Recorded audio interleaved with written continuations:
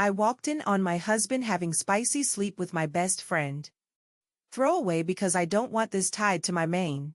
This happened 2 weeks ago, and I still feel like I'm watching it happen from outside my own body. I, 33F, have been married to Evan, 35M, for 8 years. We met in college, dated for 4 years, and I thought he was my soulmate.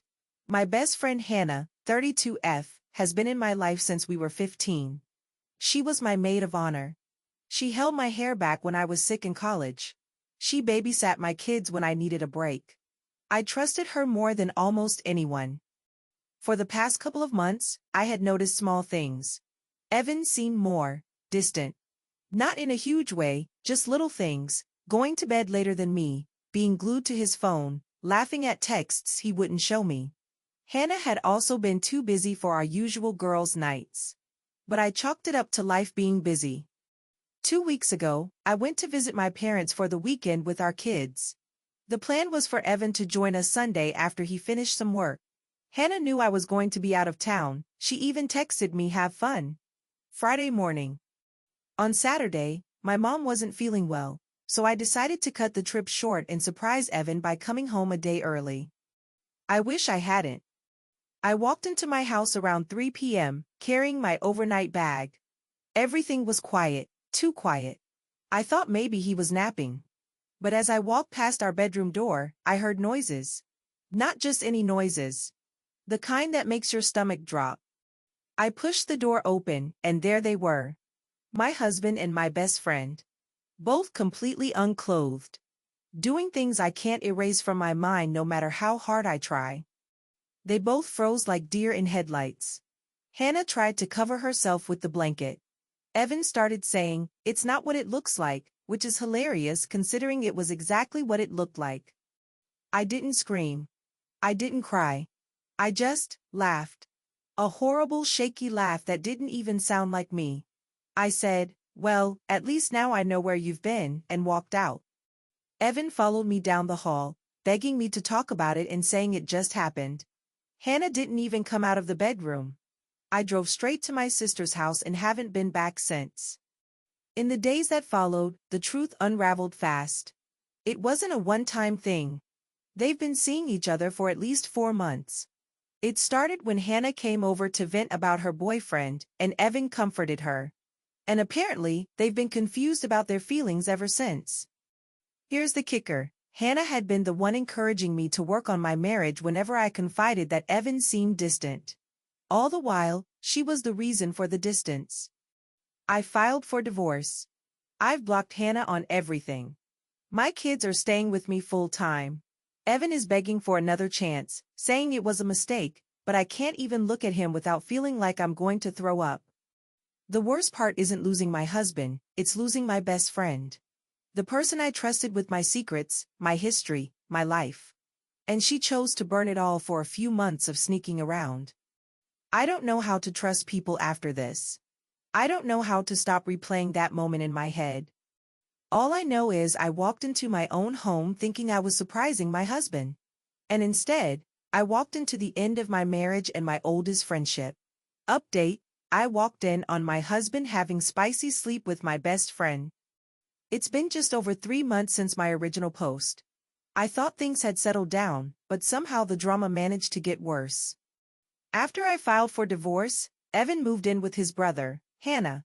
She moved back in with her parents, who, by the way, were mortified when they found out what she did.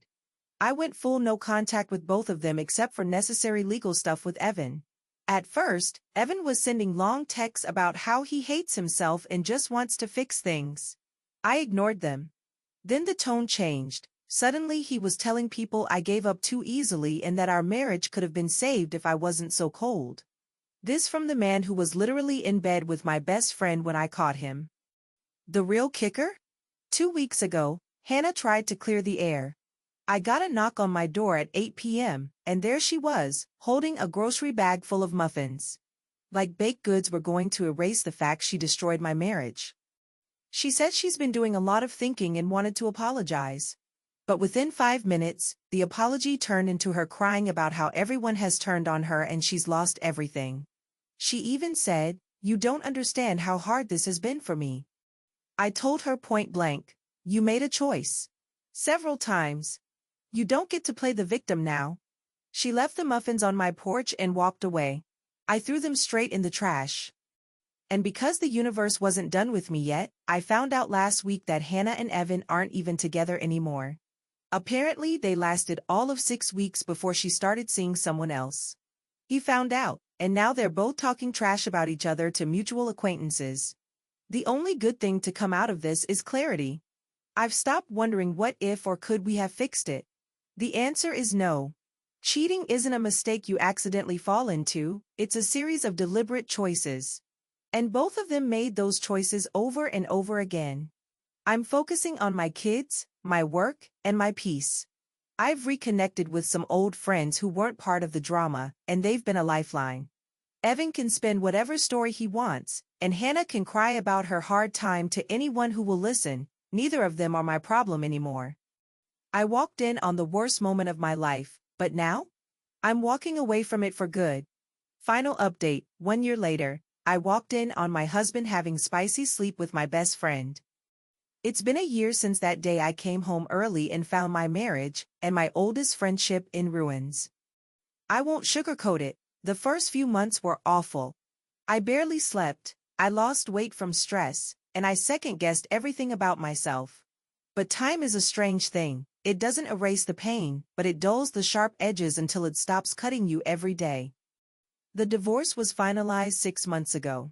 The house is mine, the kids are thriving, and the lawyer bills are finally paid off. I started a small side business, custom baking, ironic, considering the muffin incident, that's been surprisingly successful. My main job has been going well too, and for the first time in years, my life feels mine. And yes, I started dating again. Nothing too serious at first, but a few months ago I met someone I'll call Alex. He's kind, thoughtful, and most importantly, he's honest. He knows the whole story about Evan and Hannah, and instead of pitying me, he just listens and lets me be myself without pressure. Of course, because life loves a twist, both Evan and Hannah have tried to resurface. Evan reached out in January, claiming he just wanted to check in. Translation: he found out I was dating and suddenly felt the need to insert himself into my life. I didn't respond. Hannah's attempt was bizarre. She sent me a Facebook message in March saying she misses our friendship and that life's too short to hold grudges. This from the woman who betrayed me in the worst possible way. I left her on read. A week later, she posted a vague status about fake people who can't move on, so I guess she got the hint. The truth is, I don't think about them much anymore. They don't live in my head like they used to. They're just chapters I've closed. A year ago, I thought walking in on that scene was the worst thing that could ever happen to me. Now I see it for what it was, the moment I was freed from two people who didn't deserve me. If you're reading this and you've just been betrayed, here's what I'll say. You will not feel this way forever. You will laugh again, trust again, and maybe even love again. The pain will fade, and one day, the people who broke you will be nothing more than a bad memory. I walked in on my husband and my best friend. Now? I'm walking into the rest of my life, and it's so much better without them.